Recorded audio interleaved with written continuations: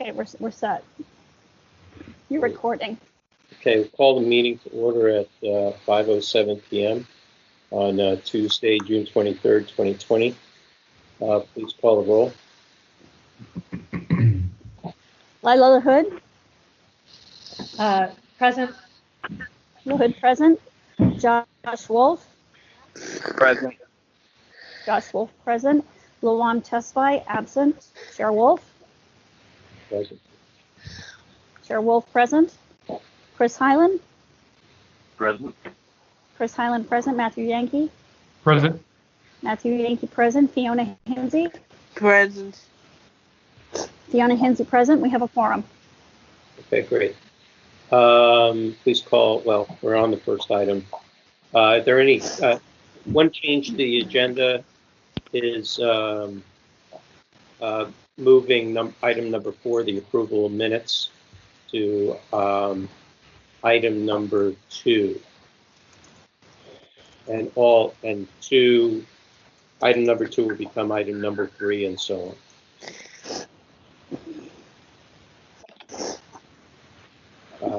Any other changes to the agenda? Is there any objection to that? No. Is there any public comment on the change to the agenda? Just for the people who are on the line, for general public public comment, if you are muted, you can press *6 at this time to unmute your line. Okay, Bruce, don't you think we should read meeting decorum and remote access to information? I Do you want me to will. read it? I will read after the changes. Okay. Seeing no public comment. Public comment. Yes. Go ahead. Yes, I'm just wondering why I'm presuming that the item 4 the minutes will be a short one.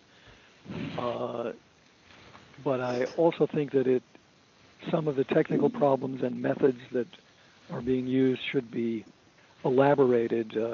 If you look at the Public Utilities Commission, for example, they have instructions listed for how they do things and when and whether you can be heard and so on and so forth.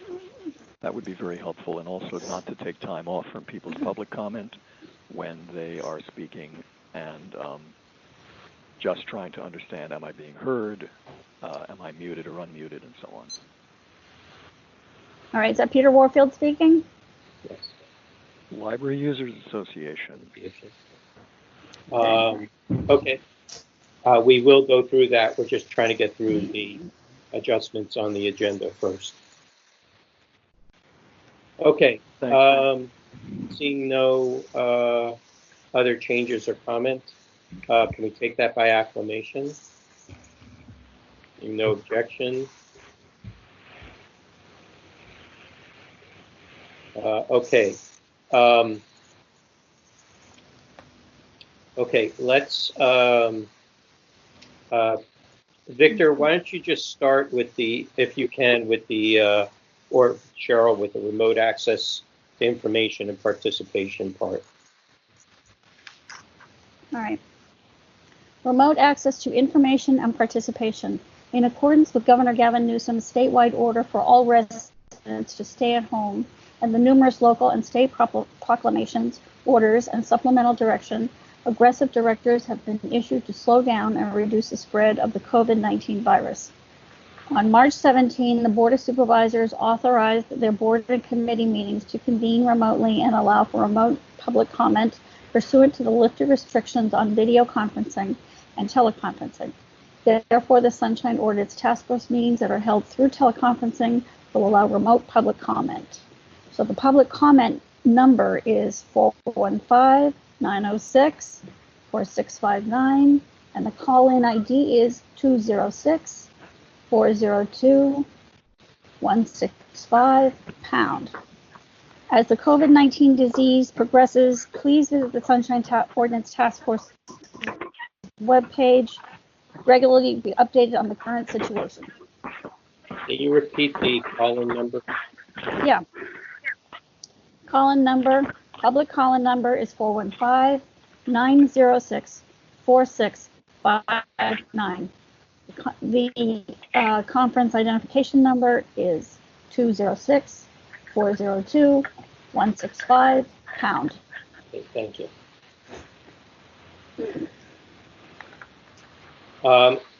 Any member of the Sunshine Ordinance Task Force may any member of the Sunshine Ordinance Task Force may be called for decorum due to disorderly conduct of meeting participants. Persons who engage in threatening and or menacing behavior may be asked to leave. Okay, let's call item number 2.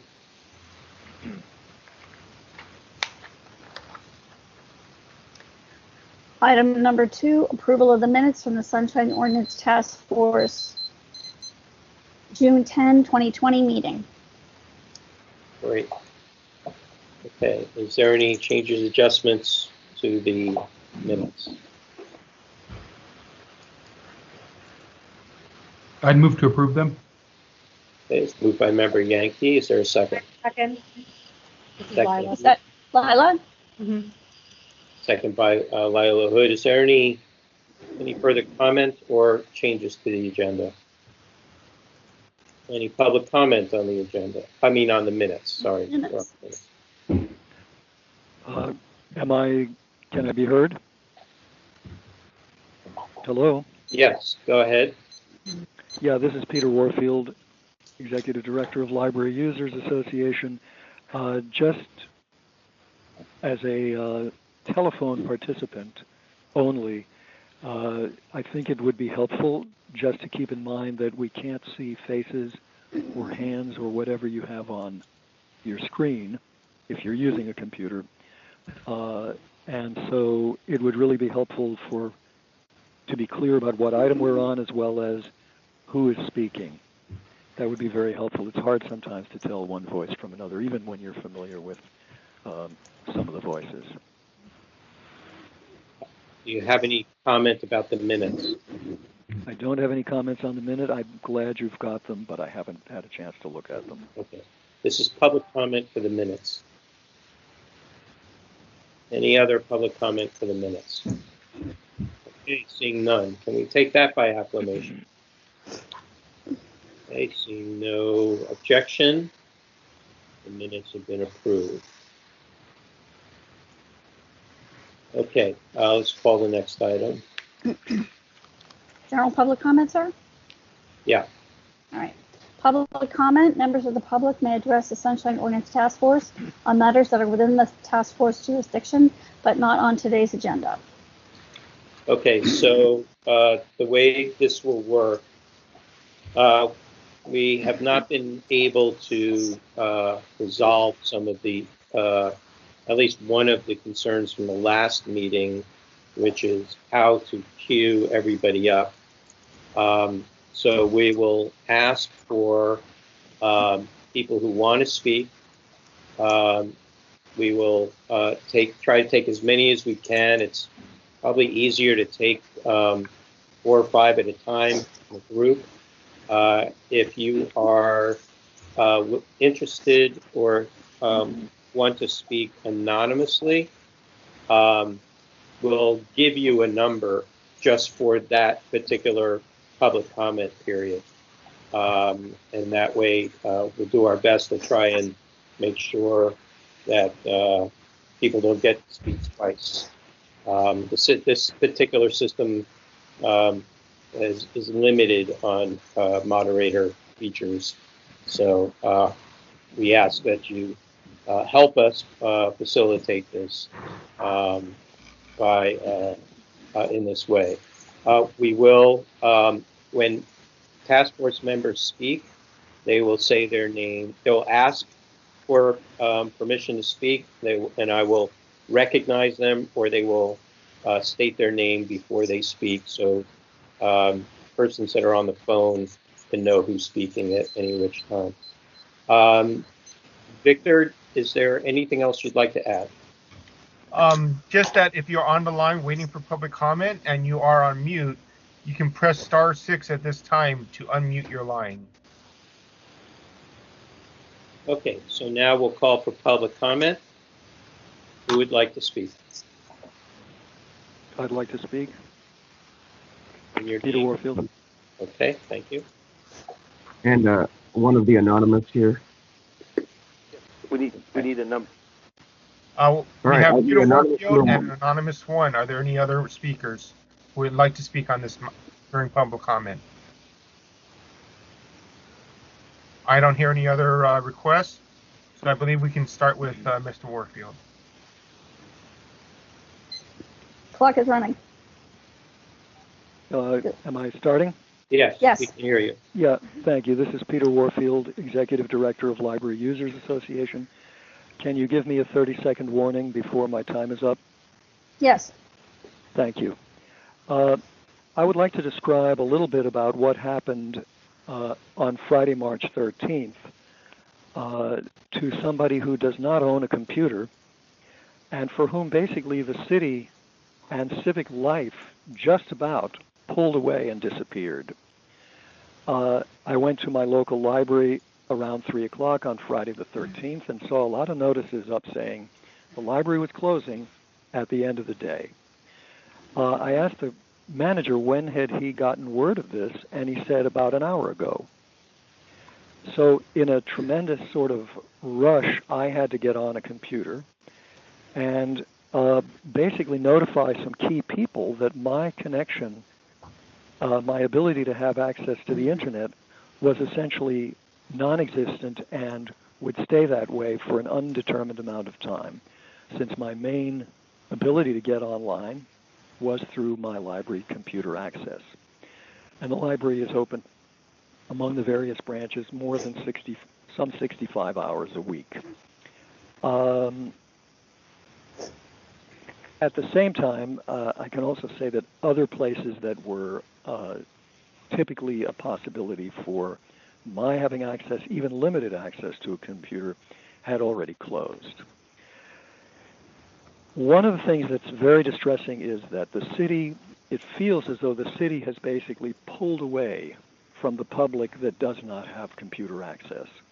And while there's touting of what have we done to improve virtual access and virtual programs, particularly at the library, certainly, there, at the library as an example, nothing was done for people who have no computer access. And in fact, everything was shut. A giant gate was shut for those people, with one exception, and that is the reference information line was still in operation, but Mr. Warfield, you have 30 seconds. Thanks. At about 1/2 of the regular time, 35 hours, Monday through Friday, 10 to 5, instead of the usual 65 or so. There was very little reference for whether even phones would be answered. So there's a huge problem in this whole situation for folks who do not have access to a computer and can't easily get access from the usual places where they were, and that really hurts their ability to function in civic life. Mr. Warfield, your time is up. Through the chair, may I ask Mr. Warfield a question? It's fine with me. Was that Bruce responding? Yeah, it's Peter Warfield responding. Just No, this is Bruce responding. Yes, you may. Great, thank you. Peter, I'm curious whether you think that if the city had provided some sort of computer access that was sanitized, whether that would bridge the gap, or whether there's still a need for the people who, even if they had access to a computer, rely on old school methodologies to access the city. Well, I think that if the city had provided presumably some place or places to go where one could actually have access to a computer, then I think that would have mitigated, to some degree, some of the problems. But there are whole ranges of service, for example, by telephone. I call the board of supervisors, the clerk of the board, and make a request for information or ask about when is the next meeting or when is the next canceled or non-meeting. So there's a whole range of stuff that just a computer would help, but wouldn't completely fill the gap. A computer, for example, won't get me books from the library or newspapers or magazines. All of the civic things, you hear something on a radio program, they're discussing something, and it's an interesting or an important article in a magazine. Where's the Atlantic? Where's the Nation? Where's the New Yorker? I don't even know where I could buy those if a store were even open. So things like applying for a job, how do you get a photocopy? The library, maybe a senior center. You know, there's a whole range of things that are real world or by telephone, which the city seems to have moved away from servicing. They've actually gone to less service than they used to, where they could presumably forward phones and such. Thank you, Mr. Thank you. Okay, please call the next speaker.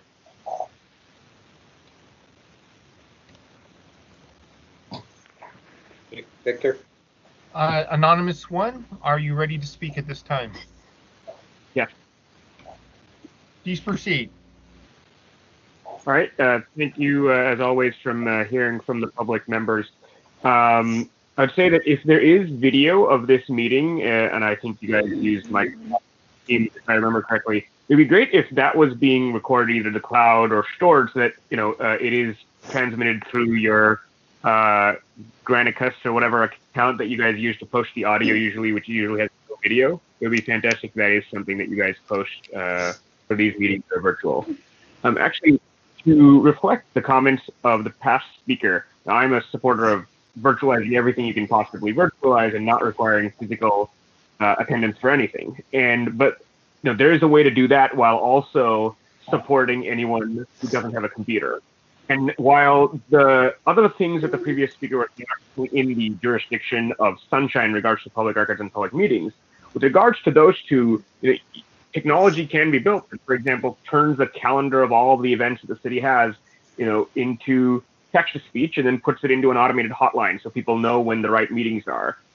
There are ways to do this. There are technological solutions. I don't know if the city is employing any of these, but if it isn't, at least in the area that is within the jurisdiction of this task force, I urge that you do ask the city to look into that, especially around public meetings. And I think that this speaker or another speaker spoke last time of, well, there isn't a public, you know, physical notice board anymore, but you could completely automate that in terms of a computer system that announces that over a phone line. That's all. Thank you. Is there any other public comment? Okay, seeing none, public comment is closed. Let's call the next item. Item number 4, file number 20072, per Board of Supervisors file number 200552, authorizing Sunshine Ordinance Task Force to meet in June 2020 and inclusive of Administrative Code, Chapter 67, but not limited to Administrative Code 67.30C, SF Sunshine Ordinance, hearing to consider the impact of emergency orders due to COVID-19, which resulted in the temporary suspension of various provisions of the California Public Records Act, Ralph M. Brown Open Meetings Act, San Francisco Sunshine Ordinance, and other related laws and statutes that may apply within the jurisdiction of Sunshine Ordinance Task Force.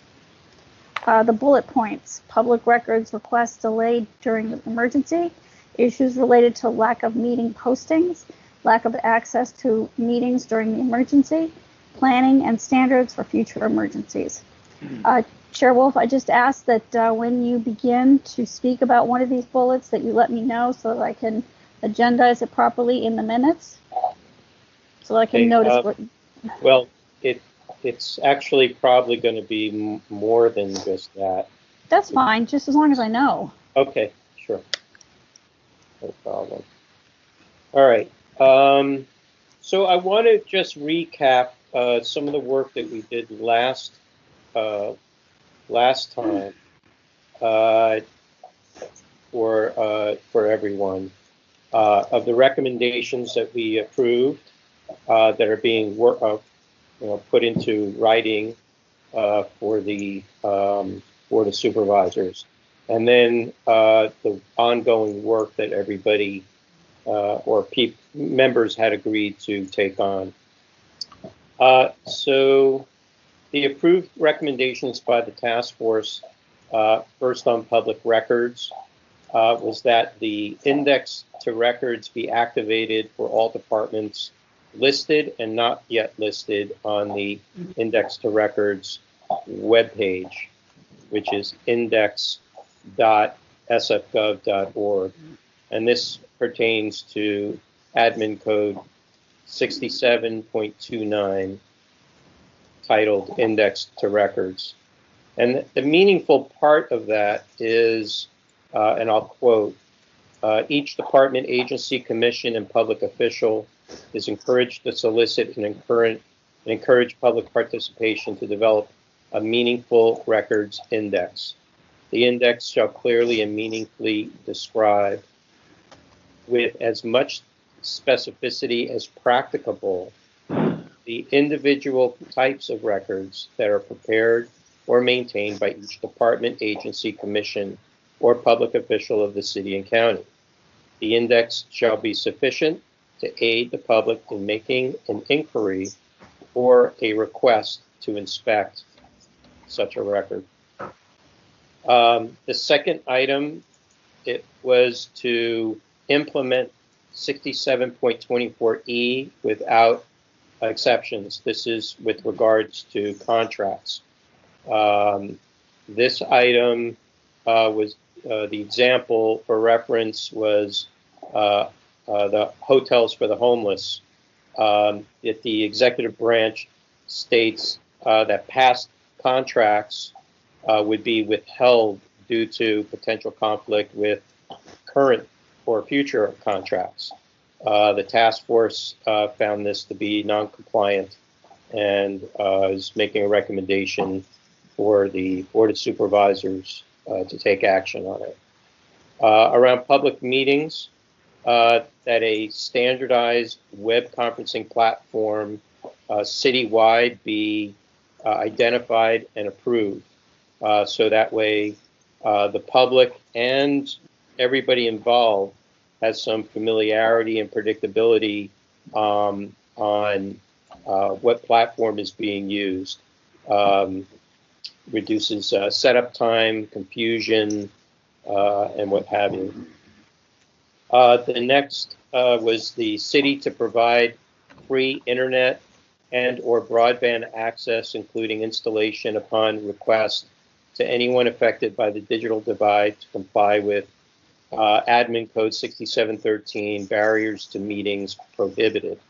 It would be actually probably a non-compliant with this section because of the limited way and people can get access to a meeting. And this also includes public noticing and what have you. So we would want the Board of Supervisors to assure that barriers to meetings are reduced as much as possible based upon the limitations we are dealing with at this time. The next one was increase the parity of public meetings to the Sunshine Ordinance, meaning that the public meetings that are happening virtually to operate as close as possible, if not equal to what the Sunshine Ordinance requires. Next item is in kind of an overall item that with regards to public meetings, that the scope of the work be compared to the executive orders. Now, this may be moot at this point because of that all meeting bodies are now deemed allowed to meet and to operate as they were. The question becomes whether the scope of what they're able to meet on has the ability for the public to be able to get access to records, knowledge of various other types of meetings or committees that they can attend, so on and so forth, and to review whether the scope is too wide. and whether it should be narrowed based upon the limited ability of public meetings with regards to the public's access to them. And the last item was continuity of operations that is managed under the Controller's Office to include language that the California Public Records Act, the Brown Act, and the Sunshine Ordinance is active and must be complied with. So those are all those items. The ongoing work that we're going to be continuing with today. And I just want to note for the record that member Rodman Martin is no longer with us. His residency has changed. That has caused his service to be ended with the Sunshine Task Force. And we do thank him for his service and his participation and contributions to the task force. We can discuss that a little more at the end of the meeting. He had taken up the issue around backlog. That was something that he was going to work on with our administrator. Just so there was a second, additional help to try and get things rolling while we're in this virtual world in the near future. We hope it to be soon. Second item was taken up by Member LaHood on delays on public records requests. The third was Member Hinsey on adding American Sign Language into meetings, virtual meetings, and including training for participants in the meetings to help the interpreters. So kind of like what was mentioned at the beginning of the meeting that our administrator, Cheryl, had read, that we, as we speak slower and a little more deliberate, it really helps ASL interpreters be able to get what they need out. Because not everybody reads American Sign Language at the same speed. Can I ask a question about that? Who's this? This is Josh Wolf. Yes, Josh, go ahead. I was curious why ASL was a better adaptation as opposed to some sort of live transcription service that then would be readable through screen readers, etc., for everyone's different needs. Well, as far as those meetings that are quote unquote televised, they are still being viewed on SF.gov TV, where there is closed captioning there. So if you're looking for a different kind of closed captioning, I would. That's something that I think needs to be a little more identified. No, I was speaking of the meetings that aren't part of SFG TV, and not really thinking of the two tiered categories there, honestly. Okay. Yeah, the way the Board of Supervisors, they still broadcast, even though it's over a virtual meeting, that virtual meeting is broadcast over SF.gov TV. And I believe the closed captioning is working. But that's a good point to continue to review. And let's talk about that a little more when I finish with the list here. The next one was Member Tespy. She was working on the one-stop shop. And this would be to direct the Board of Supervisors and the mayor on how to implement on items such as the daily calendar, what offices are open or not, or partially active, to use the Board of Supervisors agenda template, meeting announcements on the homepage of sfgov.org, and on every department and office webpage too. Expedite restoration of those sections of the Sunshine Ordinance, and turn and then to let's see. No, that was it for that one. The next one was picked up by Josh, member Josh Wolf, tools for virtual conferencing, and that would be to look into a standard platform. That maybe we could recommend if the Board of Supervisors hasn't chosen, and the city hasn't chosen one yet, and to maybe provide some suggestions. Myself, Chair Wolf, I was going to look into what offices are active, whole or in part, and also need to know who is and who is not on or off the clock, meaning who is taking extended paid leave, so they are not actually working, and who is actually working, so that there's the public has knowledge that there's somebody who can actually respond to a public records request or to a phone call.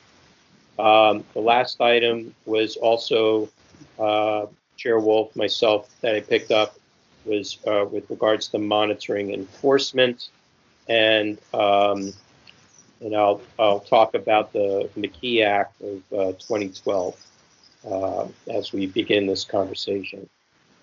So I hope that was a pretty inclusive enough of everything that we worked on. I'd like to begin with our ongoing work.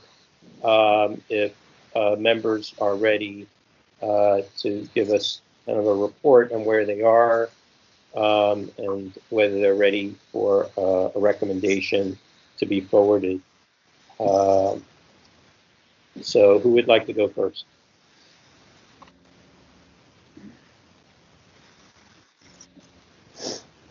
Shall I call you out?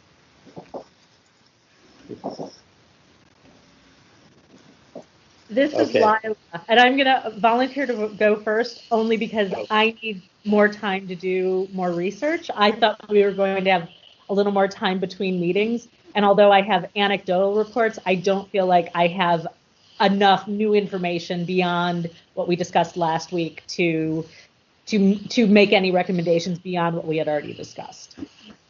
Okay.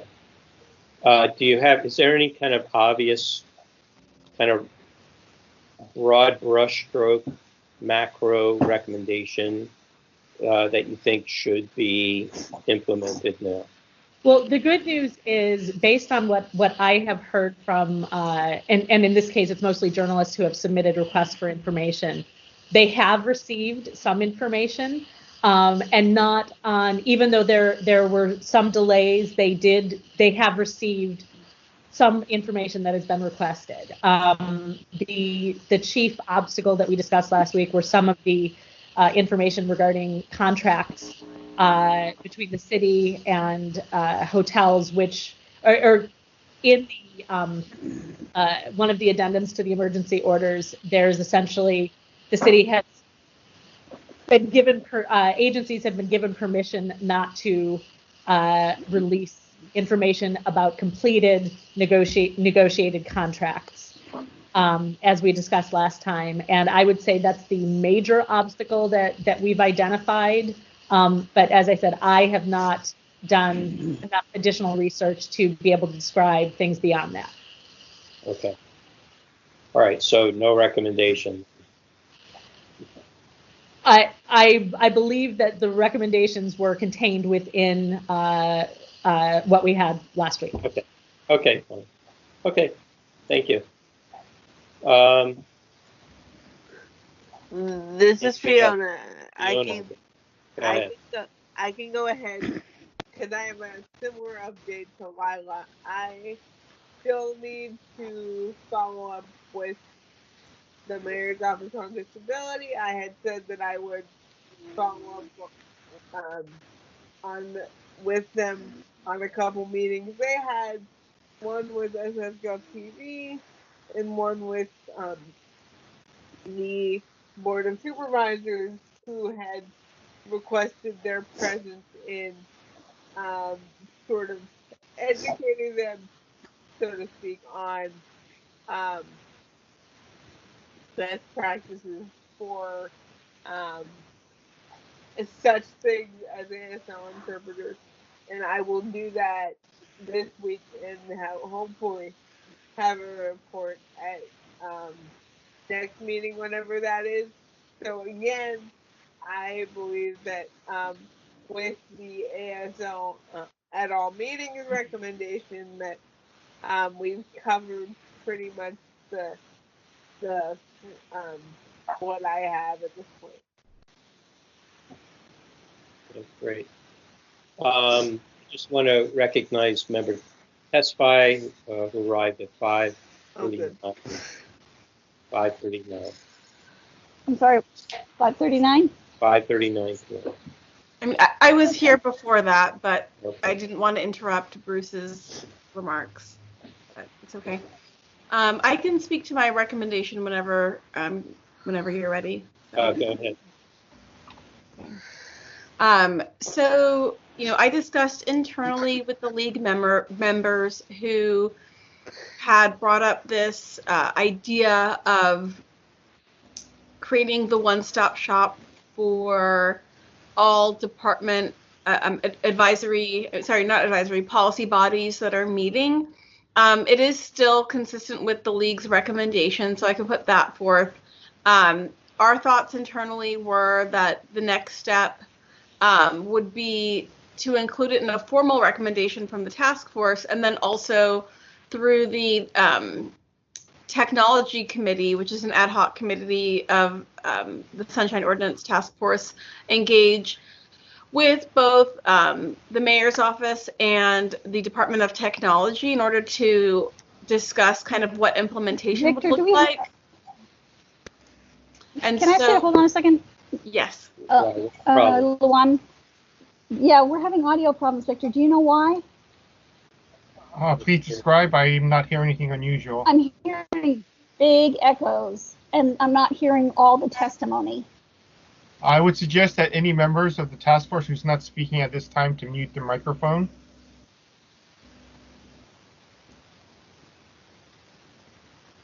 Are we all set? Cheryl, was your concern specifically with me, or was it everyone? If it's with me, I can also call in on my phone. No, I got that with Lila, but I thought it kind of worked itself out. But when you were speaking, it was really difficult to hear what you were saying, and I wanted to be sure to get that. If the chair would like, I can pause and call in order to improve, because I'm afraid the audio, if we have anyone called in, they won't be able to hear me as well. I'm not having any problems, but Cheryl, can you hear me okay? Yeah, I can hear you fine. It was when Luam and Lila were speaking, the echo, Okay. especially when Luam was speaking, was really bad. So And I couldn't hear what she was saying. All right, so let's wait a moment. You want to call in? Go ahead. Member Tesfaye is going to pause for a moment so she can call in. Mr. Chair, I also just hear a very distant echo of Mr. Warfield. Sort of. Yeah, that's the other issue, Victor. I can hear him talking too.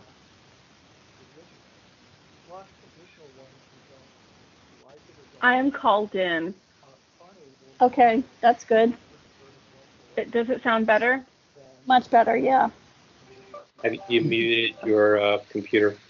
Get that. Yes. All right, go on. Continue. Okay. So where I left off was that, we were thinking that the next steps would be to potentially engage, of course, after the task force has voted that we're pursuing this, to engage with the mayor's office and the Department of Technology on what a platform would look like. Again, the recommendation is to create a one-stop shop calendar that is aggregated by the individual policy bodies and departments that are having the meetings. So there wouldn't be someone from the clerk's office or someone like Cheryl that's reaching out to all of these bodies. Again, compliance with the Brown Act and the Sunshine Ordinance is the responsibility of the department and the body that are meeting. So it would be their responsibility to, contribute and aggregate to this joint calendar of all of the meetings. And so that would be a place where agendas would also be published. The meeting time and any kind of call-in information would be there. And then that would sit on the main sfgov.org website, kind of in a sidebar, so that somebody could click on that calendar and see what's going on any given day for any given department. At our last meeting, there was a discussion about how there are tons of meetings going on by policy bodies and departments across the city. And so that's a large endeavor. And that's why, again, we were emphasizing that it would be the responsibility of each department to aggregate, what is meeting, or each policy body, what meetings are happening, in order to lessen that burden on getting those documents posted. So that is kind of an expanded version of the recommendation that I had brought up from the last meeting. Okay, great. Thank you. Josh Wolf, do you have anything to report? No. Okay. So your task was tools for virtual conferencing.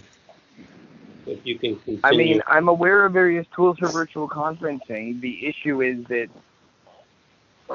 I still am on the view that we should come up with a spec, and then whatever entity should choose their spec, choose something that meets the specs, then identify the tool to be the tool for the city to use. So, okay, go forth and do that. I did want to, can I make one comment on that? Sure.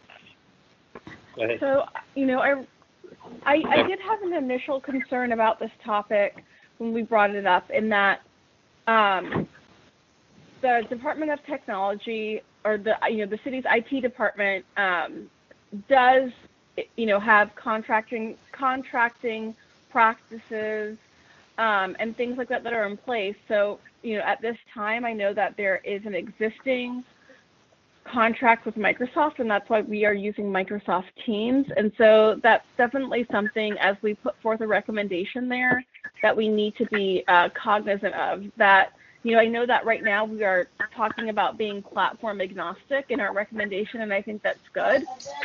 But we also need to take into account all of, the contracting requirements and the platform integration.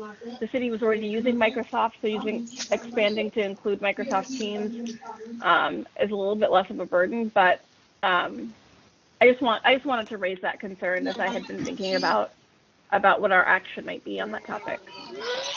Thank you. Okay. I think we got that interruption maintained. Okay, great. I think both are great ideas.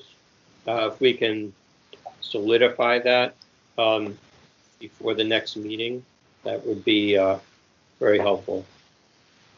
I don't really know how to solidify that, because I feel like they're two not synergistic ideas, and so I'm not sure how best to solidify that at the next meeting, or what steps to take there. Well, I don't know. I'm only bringing this up because this is what you chose to look into at the last meeting.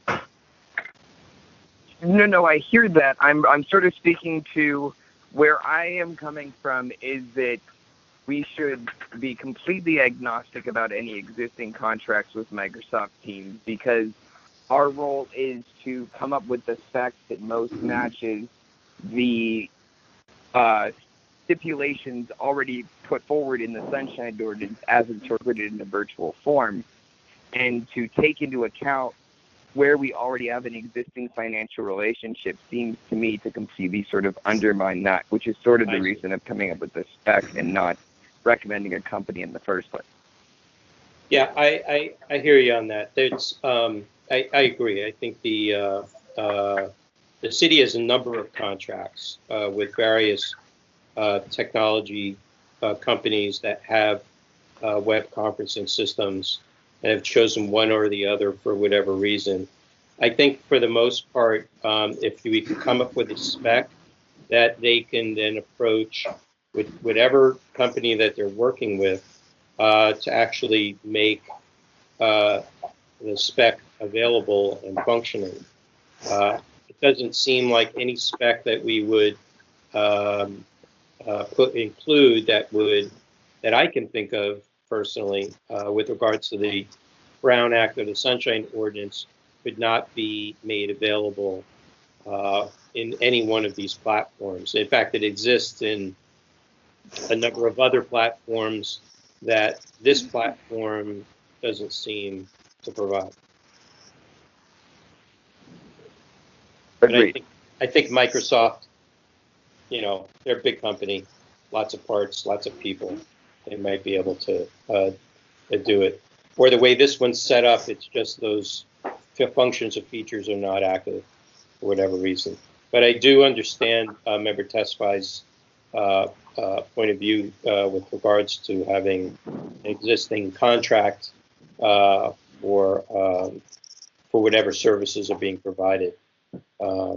If it really is not workable, you know, and it's really turning out to be really like kind of violating the Brown Act, then I think they will obviously change it to something else. I know there's various state offices that are still suffering and struggling through using Zoom because the either the governor's office or the legislature hasn't identified a standard for them to use. They're kind of left to their own devices. So, I mean, as best I can tell, every single government entity is in a round peg, square hole situation. And basically, San Francisco, if San Francisco puts forward a spec, puts forward an R, whatever you get for bids, an RFP, like there is an opportunity for some technological provider to actually meet these needs.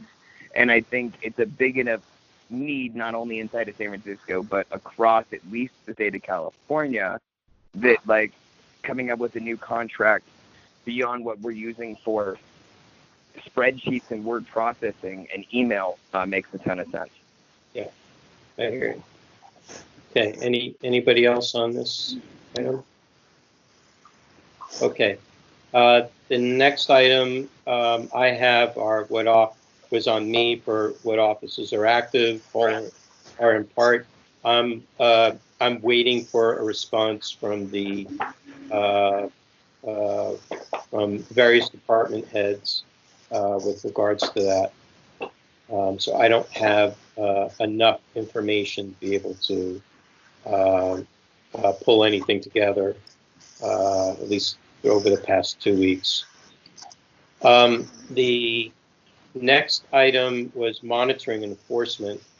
And I wanted to bring your attention to,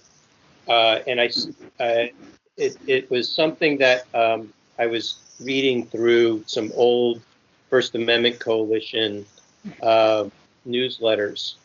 And that was something called the McKee Act of 2012. And that, here again.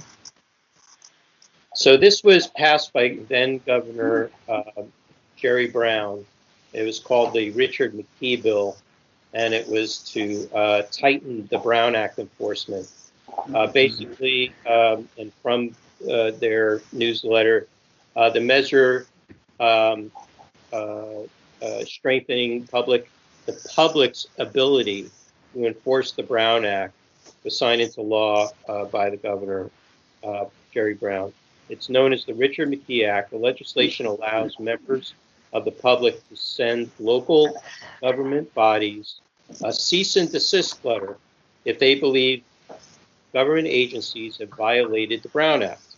The government agency can avoid a court case if it makes a clear commitment to stop the challenged behavior, and if it refuses, it allows the case to continue in court. So I found this to be very compelling. I've never seen it really advertised. I have never seen a headline in a newspaper about it, or even a reference in a newspaper about it, or any other kind of circulars. So one of the things I think we should send forward as a recommendation with regards to monitoring enforcement is under the Sunshine Ordinance Admin Code Section 6730D, authorizes, would have the Board of Supervisors authorize the Sunshine Task Force to invoke cease and desist letters as per this act. And so I think that if there are complaints from members of the public that come to the Sunshine Task Force, that we be given authorization to send cease and desist letters to those meeting bodies with regards to those complaints. That was one idea. Another idea for monitoring would be to determine if there are issues with meetings and or public records requests that seem to be going unnoticed or unprocessed, that the task force be given some authority to go beyond just compelling an office to produce those documents, or to at least comply with the request of some sort. Well, also with regards to monitoring, maybe to have all meeting bodies, report, or there be some level of ability for Sunshine Task Force members to attend those meetings as a monitor. And if found that there are anomalies during the meeting, they can be addressed and be given some gravity or some weight that the meeting body would have to comply with. Those are just some of the items that I came up with for this section. Okay. If there's no other discussion around any of these areas, are there any other new areas that haven't been mentioned that should be included for recommendations to the Board of Supervisors?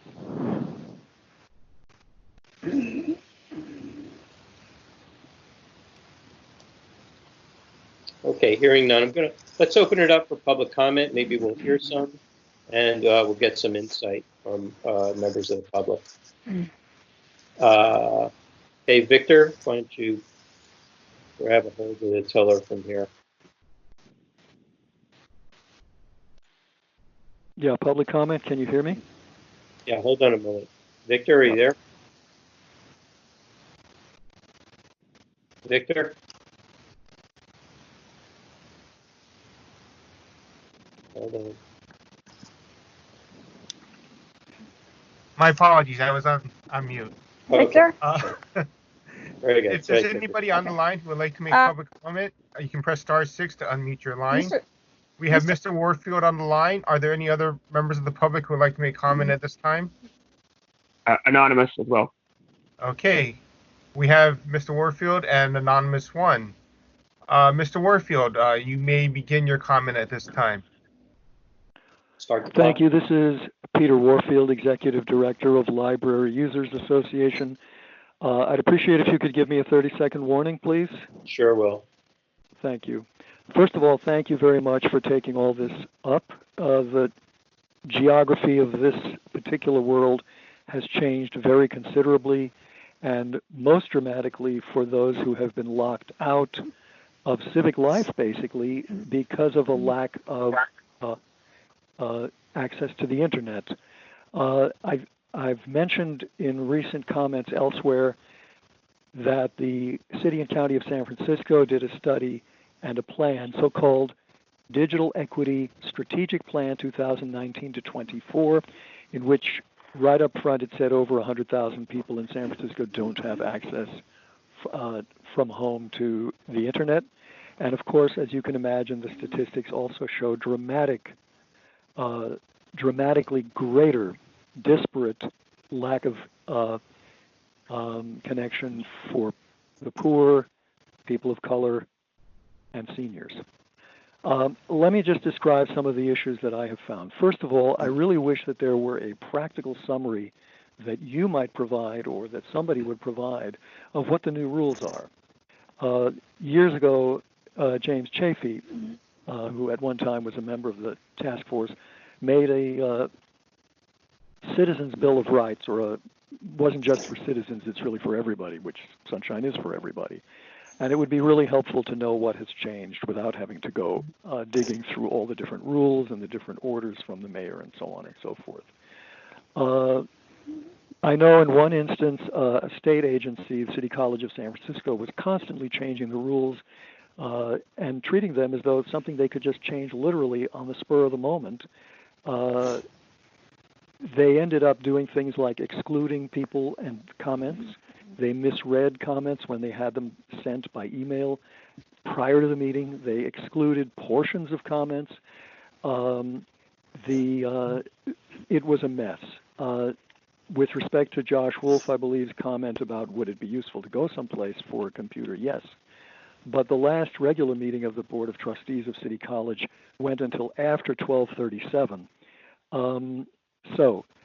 Getting documents, I requested immediate disclosure request from the library and was told it's going to be 10 days plus 14 days additional if necessary. I like to go see documents because getting all stuff by email is maddening, and I don't know how to do that. Perhaps request them to be mailed, I don't know. The cost of calling some of these numbers, Zoom has only a San Jose, that's the closest area code, and 669 or 408 is 59 cents a minute plus tax on an AT&T line. Mr. Warfield, your time is up. Oh, I thought I was getting a 30-second Your time warning. is up. Yeah, I apologize. Can I just say 30 seconds worth? When you're on a meeting by phone, who is speaking? What item are we on? What's the quality of the sound? Is there a 30-second warning or not? Where do you put procedural questions? There's no place to put those separately from taking time out from your public comment. Those are some practical, serious problems with respect to phone or even computer access to meetings. Thank you. Next speaker, please. Anonymous number one, I think. Go ahead. All right. I had 3 comments to make. First is that I agree with your vice chair on the fact that you guys should just be looking at how do you fulfill the requirements of the law regarding public meetings that are held virtually. And then it's really the responsibility of other people, the department or DT, if they're doing it for everyone, to see whether the contract meets the legal requirements or not. That's not, you guys shouldn't be biased by that at all. Second thing, I would ask, that enforcement act that the chair mentioned, I thought reading it only applies to state bodies and it wouldn't really help for local bodies, but maybe, your legal advisor can discuss that. And finally, when the chair was into what you had agreed by motion to send to the Board of Supervisors, I'd just like to remind you that per your minutes, you did amend the motion to include 3 specific recommendations that I made.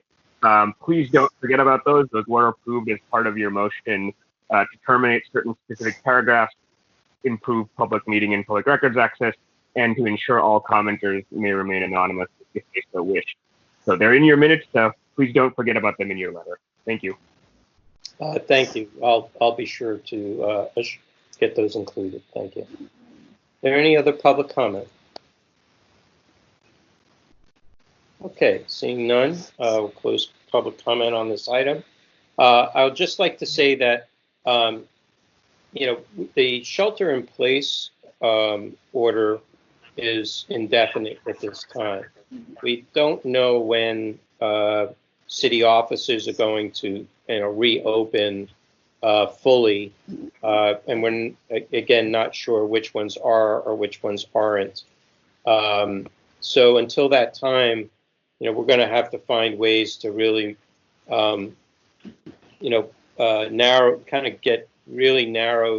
in on how the Sunshine Ordinance is and the both state laws are being applied.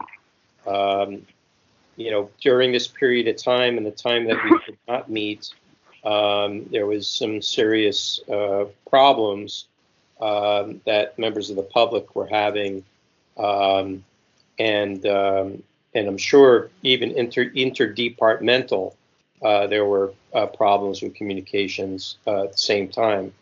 No less, just getting information about what's going on with the process of the emergency from Emergency Operations Center and from the City Health Department with regards to how decisions were being made, when they were making them, so on and so forth. If that, because there could have been passive meetings happening with the health officer. And so we have no knowledge of that. But that kind of research to determine, is there a passive meeting happening with a particular public official? And if so, how should that proceed? What's their requirements? And they may not be either be told or they may not be being instructed properly on how to do that, or if at all. So I think some of that is important too. But if we let this go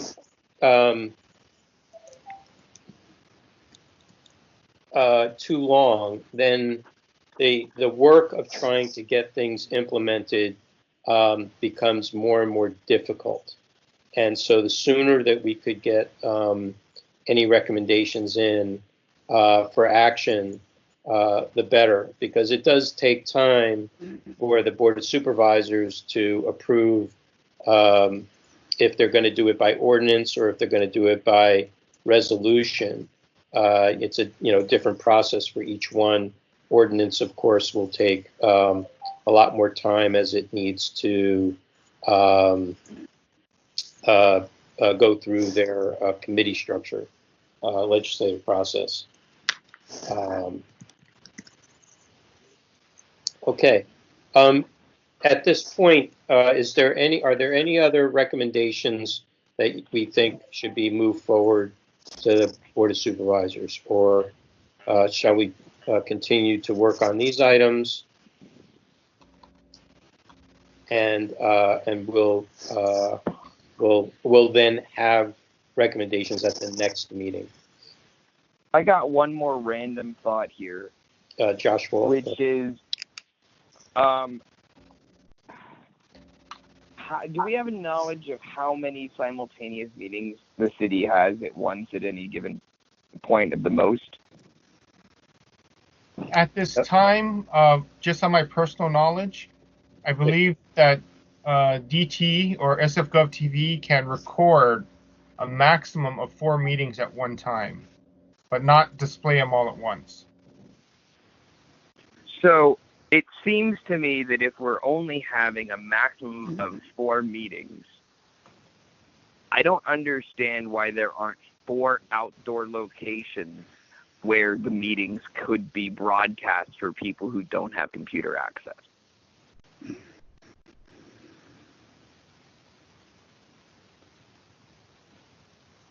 Not necessarily video, but the audio.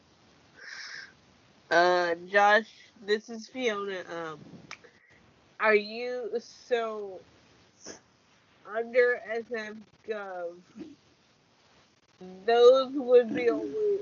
It's my understanding that those would be only certain kinds of meetings.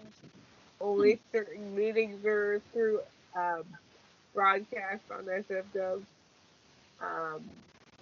Better than nothing. I agree with you there. Can I ask a question through the chair? Yes, member Tesfaye. So my question about what Josh is proposing, what Member Wolf is proposing is, would those 4 locations need to, be accessible for those with access and functional needs? Would they need to have someone staffed there that provides an agenda if desired? Those are 2 of my starting questions. Go ahead. Anybody? Fiona? This is Fiona again. To respond to Member Tesfaye's first question, yes, I would think so that in accordance with the meeting accessibility guidelines, yes, that they would have to be accessible to those with access and functional needs. I forget what your second question is. So my second question regarding Josh's proposal was related to having a staff person there to provide, an agenda and, manage the microphone for public comment. Right. That I don't know. Well, the question, both of the questions were for Josh because they were his proposal. I think that there's at least, well, there was at least 4 places, but one is currently a camp within a block of City Hall that could be utilized as those 4 spaces, just using the 4 different sound systems nearest to City Hall at Pride as an example. And if you were to centralize these 4 spaces within a block or 2 of City Hall, you would easily enough be able to just have people have some sort of kiosk at City Hall to obtain agendas if that doesn't already exist. And as far as managing the microphone for public comment, yeah, we would probably need someone to staff that if it was both a 2-way means of engaging with the information. I'm mostly trying to respond to what Peter Warfield spoke of at the beginning of the meeting around people that don't have access to computers. And I don't think it's nearly as feasible for the city to loan out and then sanitize computers to its residents as it is to create 4 public address systems. Okay, that was Josh. Any other discussion on this matter? Did we lose Josh? Because I couldn't hear him. I started to hear him, and then he disappeared. It was Josh. I heard him all the way through. Oh, okay. Okay. All right. Anything else? No. Okay. Let's end this item then, and move on to our next item. So there'll be no action taken for this item. Everybody will continue to work on what they're working on, and anything additional that pertains to those areas. Okay, let's call the next item. Cheryl? We lost Cheryl. Cheryl? I think we lost her.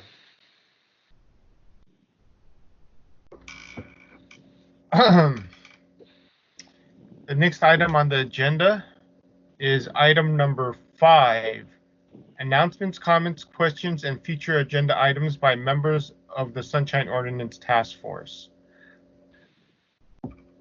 Okay, so, and I see that somehow the administrator's report did not get added on there. In this section, let's talk about future meetings. We can have up to 2 meetings a month. That would be feasible for the clerk staff to be available to. I think he dropped off. Sorry? Yes. Can you hear me? I can hear Chair Wolf. Okay. All right, great. So, we can have up to, I'll repeat it. So we can have up to 2 meetings a month at this point with the available staff at the clerk's office to help administrate these online meetings. It would be good if we can solidify for everybody's schedule since we already meet on the first Wednesday of every month, that should already be blocked off in everybody's calendar, and then propose the third Wednesday of the month for the second meeting.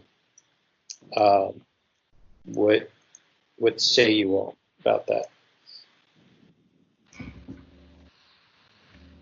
This is Lila. Those dates work for me. Okay. I just want to I'm add. sorry, did you say Thursday works for you? No, this is Chris. I said those days. He said the first Wednesday and the third Wednesday, and I said those dates. Yeah. Me. Those days sounds like Thursdays, but I'm apologizing for mishearing you. This is Chris. Yes, first Wednesday works. After that, Tuesdays and Thursdays are better for me, like our old committee dates. Okay. Yes. Okay. Everybody else? Wednesdays is definitely the first Wednesday, and then that following Wednesday definitely works for me. Other days are a little bit harder to cut around. And then do we also want to return to the 4 p.m. start time? Yeah, we'll return to the 4 p.m. start time. Today it was, we wouldn't have been able, we didn't think we were going to be able to make quorum if we didn't start a little later. Right. Yeah, I just wanted to get consensus around that and make sure that everyone was on the same page there. Yeah. We want Sorry, to make Bruce. Yeah, go ahead. Chris, just want to revise mine. So first Wednesday, yes, and then following Tuesdays only, better for me. Not necessarily all Thursdays, but Tuesdays I can commit to. So you're talking about the third. So we're talking about the third week of the month. So. Yeah. So if at 2 weeks after the first Wednesday. Correct. So 2 weeks out from that, the Tuesday. Correct. So the first Wednesday is July 1st. And then, so the 21st would be the third Tuesday after that. Yeah. Tuesdays are a little bit rough for me. Rough for you. Yeah, I already have my calendar scheduled for other meetings on the third week is hard. I can't do Thursday on the third week. I can swing the Tuesday for a little while. I mean, it'd be better for me the fourth week of the month. But then that puts us back, back to back on meetings. I was trying to space them out a little bit. And I can do Tuesday, but I'll generally have to go at about 5:30 on Tuesdays. Okay. Here's the thing. At some point in the near future, we're going to have to get back to regular work. And so we're probably going to have to do a meeting of the whole, a committee of the whole for whatever issues are pertaining to those committees. For instance, if it's the complaint committee or compliance and amendments, so on and so forth. So I'd like to try and solidify a regular days of the month so that everybody can put them in their calendar, and we can send that out to the public so that they could put it on their calendar, and there'd be some predictability moving forward.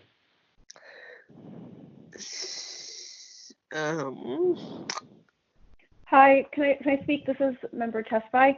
Sure. So none of those dates really work for me on July 1st. I have hearings for work that evening that start at 6 o'clock. So my recommendation would be to not plan around me, because my schedule right now with COVID and wildfire season coming up are pretty untenable. So I really wouldn't want to read out all of my availability right now, because I think it'll just take up a lot of time. I'm willing to do it if you would like, but this might be something that's better managed via email through Cheryl. Yeah, we can do that. Okay, I just want to put it out there, that we want to try to, at least our first Wednesday meetings will remain. The second meeting of the month, we'll want to, solidify that at some point. So I'll have Cheryl send out a request for your availability, and then we'll take it up at the next regular meeting in July, which will be July. At the same time, Bruce, how close are we to quorum? It sounds like Luann will not be there on July 1st. Should we make sure that we have enough people? I just want to make sure that meeting happens. Well, if everybody who's here tonight that's everybody we have left on the task force. If Luann doesn't show, then we'll be 6 members. We'll not be hearing. So I could show from 4 o'clock until about 5:45. My hearing is an evening hearing starting at 6 o'clock. So just wanted to put that out there. Okay, that's fine. If we were starting to hear cases again, I'd be a little, have a little more concern, because we want to make sure we have at least more than just the bare minimum threshold for quorum. We are, as part of another announcement, the appointments, I think, will be moving forward very soon, since we're all holdovers for a few months now. Also, the New America Media seat, nominated seat, that language to be changed will be going before the Board of Supervisors. It wasn't on today's agenda, but I think it'll be on next week's agenda. So we'll look for that. And I've asked all the nominating organizations to please, due diligence and getting nominees put forward as soon as they can.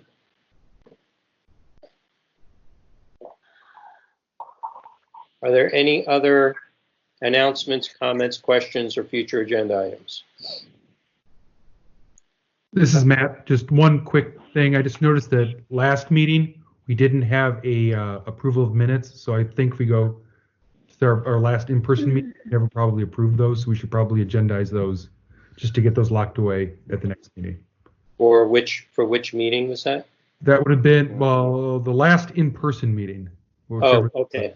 Yeah, because we didn't have a meeting a minute approval. We met virtually last week, so I was still dealing with it there. Okay, yeah, we'll do that. Yeah, my apologies. I think that was an oversight on my part. Okay. All right, very good. We'll do that. Let's open up for public comment. Wait, sorry, Member Wolf, I apologize. I keep muting my the wrong thing when I'm trying to speak. I keep muting my computer instead of my phone. Can I make one comment related to appointments? Yes, Member Tesfaye, go ahead. So I just wanted to make the other members aware that I will not be continuing in my position. The League of Women Voters is actively recruiting. We are on the verge of finalizing who our nominee will be. It's going to be someone who's really great. I think someone that some of you may already know. The League has been working really hard on the recruitment and vetting people, finding people who have experience working on public meetings and sunshine issues.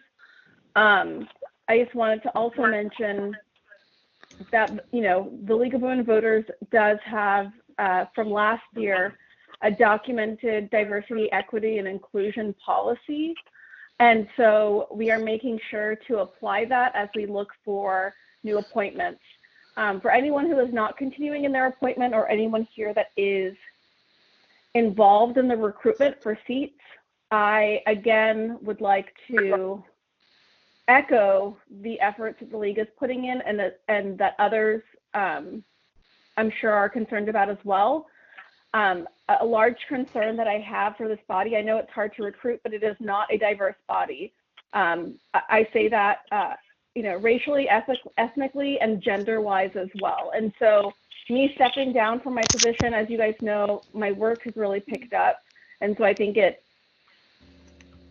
is most responsible for me to have someone else in this seat, given I've served for over 4 years. But it was with a very heavy heart that we were going to be losing a woman from this organization and a Black person that is serving on this organization. So as any of you are helping with recruitment for the Sunshine Ordinance Task Force, either for your seat or others, you know, please take diversity very seriously as you're looking at that, because this organization is not reflective of the people of San Francisco. And I think that's something that's really important, especially as we lose the New American Media seat. I understand that New American Media was no longer able to take on those responsibilities to find a nominee, but that was a seat that was focused on trying to bring diversity to the Sunshine Ordinance Task Force, and now that's gone. And I'm very concerned that whoever is going to fill that seat is not going to be a diverse candidate. I don't have any evidence of that, but right now, the organization with the responsibility to fill that seat is technically not a diverse organization. So I just, you know, really thought that it was important for me to say that. The League has been discussing it extensively internally, and luckily the League is progressive enough to already have a DEI policy in place to help us move through our process. But I just wanted to make sure that I said that for everyone else's benefit, as well as everyone who is on the phone. So thank you. Thank you, Member Tespot. And just for everybody's edification, the New American Media organization is defunct. They no longer exist. So this is now being transferred over to the Society of Professional Journalists, which promised to develop a diversity plan or policy for this particular nomination, for this particular seat, to carry on that benefit. Okay, anything else before I call for public comment on this item? Bruce, is there something you'd like me to bring in touch? I'm sorry? Can you hear me? Yes, you're right. Can you turn off your computer speakers? They are gone. It's your cell phone, Cheryl. Oh, sorry.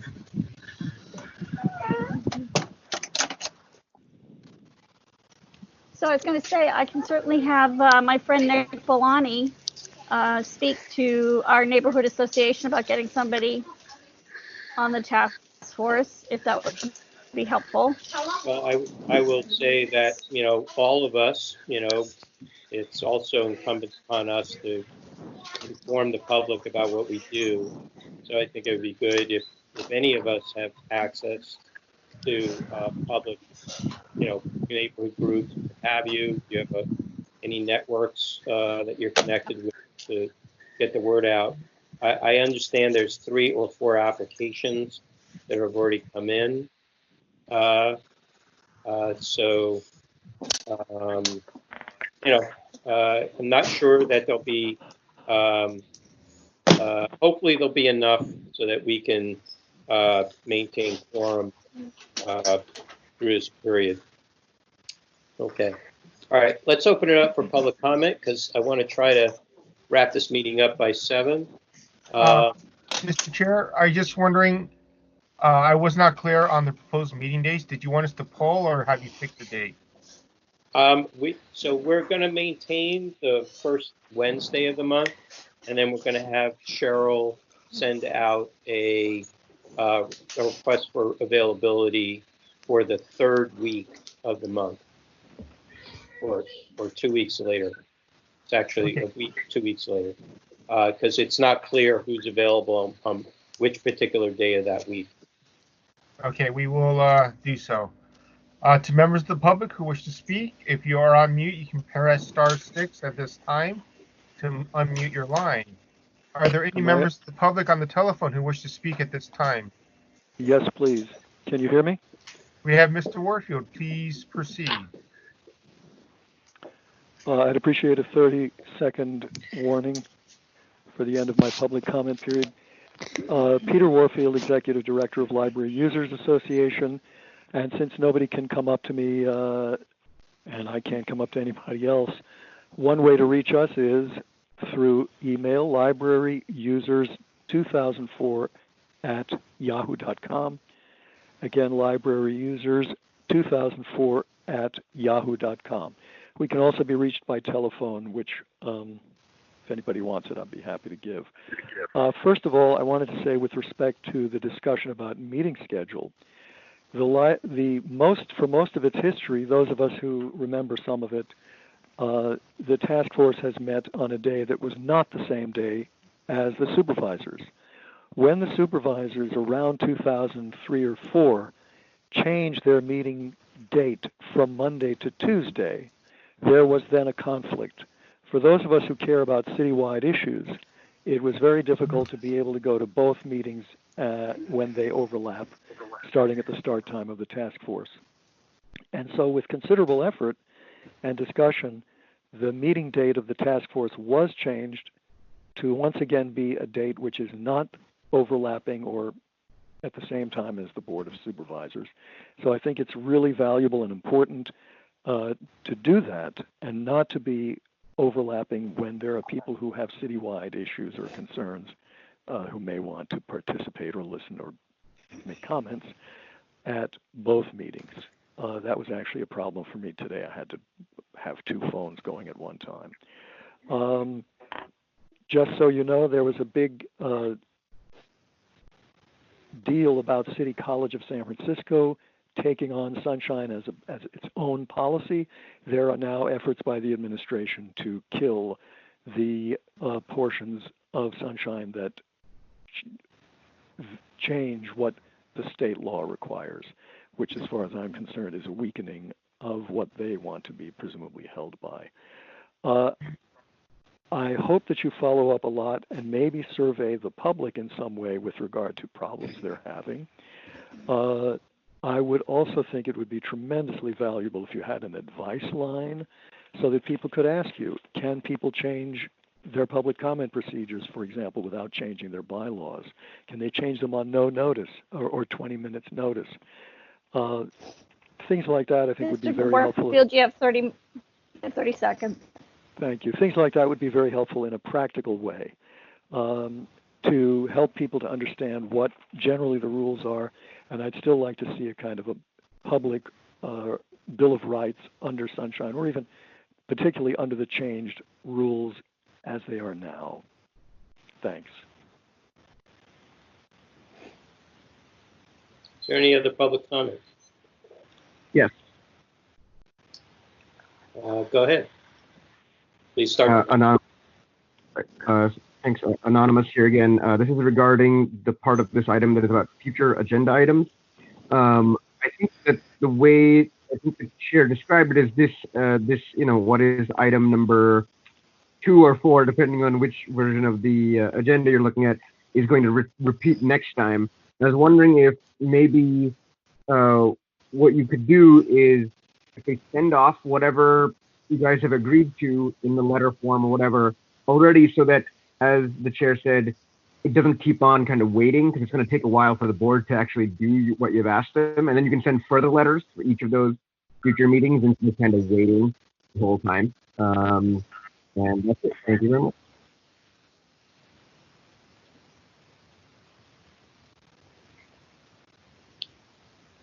Are you finished? Yep, I'm done. Thank you. Thank you. Is there any other public comment? Okay, seeing no other public comment, I just want to say with regards to Mr. Warfield's comment that 6732 specifically mentioned City College, San Francisco Community College District with regards to them and various other agencies to include the Sunshine Ordinance as much as possible. It may behoove us to send them off a letter encouraging them to do so. So it might be something just as a matter of course we might do on an annual basis. I think that might be a nice thing to do, to let them know that we're still here and still active, and you know, encouraging as much public participation as possible. All right, anything else for the good of the cause? Yeah, you're welcome. Okay, I think we don't have an administrator's report for this meeting. So if Cheryl, if there's anything that you want to mention, it would be in this section at this time. We've only received one public comment that I was going to include in the administrator's report. We've gotten no new cases since the last administrator's report I presented 2 weeks ago. I can still repeat the proposed scheduled dates for our task force and committee meetings if you want to see that. And I am getting emails, not as many as I typically get when I work at City Hall, but I am getting emails, and I'm certainly happy to provide that information as well. Okay, great. Is the office telephone line active? Our regular? I'm not there to answer the phone. Okay. If somebody were to call and require advice, you're retrieving the voicemails on a daily basis to return those calls? Yes. Yep. Okay. All right, great. Thank you. Okay. With that, let's call our last item.